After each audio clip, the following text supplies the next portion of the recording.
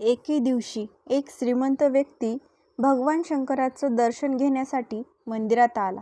अंगावर महागडे कपडे, हातात सोन्याचं घड्याळ आणि पायात अत्यंत किमती बूट.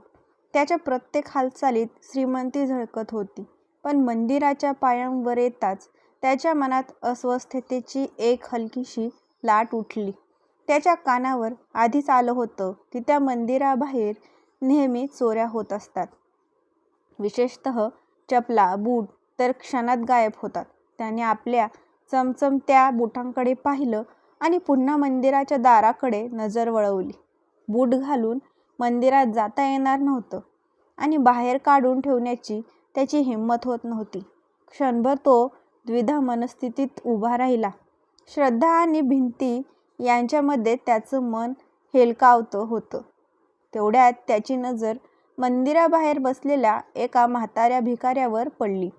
अंगावर फाटके कपडे, चेहऱ्यावर काळानं उमटलेल्या वेदनांच्या रेषा आणि डोळ्यात मात्र एक विलक्षण शांतता. तो श्रीमंत व्यक्ती हळूहळू त्या भिकाऱ्याजवळ गेला. "बाबा, माझे बूट थोडा वेळ सांभाळून ठेवाल का?" त्याने संकोचाने विचारलं. भिकाऱ्याने त्याच्याकडे पाहिलं, हलकंसं हसलं आणि म्हणाला, "ठेवा साहेब, निर्धास्तपणे जा दर्शनाला." त्या शब्दामध्ये एवढा प्रामाणिकपणा होता की त्या श्रीमंत व्यक्तीने क्षणाचाही विचार न करता आपले महागडे बूट त्याच्याजवळ ठेवले आणि मंदिरात गेला. पूजा सुरू झाली. घंटांचा नाद दुमदुमत होता. धुपाचा सुगंध वातावरणात दरवळत होता. पण त्या श्रीमंत व्यक्तीचं मन मात्र विचित्र विचारांनी भरून गेलं होतं. देवाच्या समोर हात जोडून बसलेल्या त्या माणसाच्या मनात अचानक एक प्रश्न उभा राहिला. "देवा, ही कसली तुझी दुनिया आहे? एखाद्याच्या पायात हजारो रुपयांचे बूट आणि एखाद्याच्या नशिबात 2 वेळेच्या भाकरीसाठी हात पसरवणं. तू सगळ्यांना सारखं का नाही बनवलंस? सगळ्यांच्याच आयुष्यात समान सुख का नाही दिलंस?" त्याच्या मनात त्या भिकाऱ्याबद्दल करुणा दाटून आली. क्षणात त्याने मनोमन ठरवलं, घरी जाताना त्या भिकाऱ्याला 500 रुपये देऊन जाईल. निदान आज तरी त्याच्या चेहऱ्यावर थोडंसं समाधान दिसेल. थोड्याच वेळात पूजा संपली. तो समाधानाने बाहेर आला. पण मंदिराच्या पायऱ्यांवर येताच त्याचे पाय थबकले. ना तिथे त्याचे महागडे बूट होते, ना तो भिकारी. क्षणात त्याच्या चेहऱ्यावरचं समाधान नाहीसं झालं. मनात संशयाचं काळं ढग दाटून आलं. बहुतेक बूट घेऊन पळालाच तो. त्याच्या मनात विचार चमकून गेला. पण पुढच्या क्षणी त्याने स्वतःला सावरलं. नाही, कदाचित एखाद्या कामासाठी गेला असेल असं स्वतःलाच समजावत तो मंदिराबाहेरच उभा राहिला. वेळ पुढे सरकत होता. पण त्याची नजर मात्र त्या गर्दीत सतत त्या भिकाऱ्याला शोधत होती. खूप वेळ वाट पाहूनही तो भिकारी परत आला नाही. तेव्हा त्या श्रीमंत व्यक्तीच्या मनात संशयाचं वादळ उठलं. त्याला आता खात्रीच वाटू लागली होती की तो भिकारी त्याचे महागडे बूट घेऊन पळून गेला आहे. क्षणात त्याच्या मनात दुःख, राग आणि निराशा एकत्र दाटून आली. ज्या माणसावर त्याने विश्वास ठेवला होता त्याच माणसानं आपली फसवणूक केली, ही भावना त्याच्या मनाला टोचू लागली. शेवटी निराश होऊन तो श्रीमंत व्यक्ती अनवाणी पायांनीच आपल्या घराच्या दिशेने निघाला.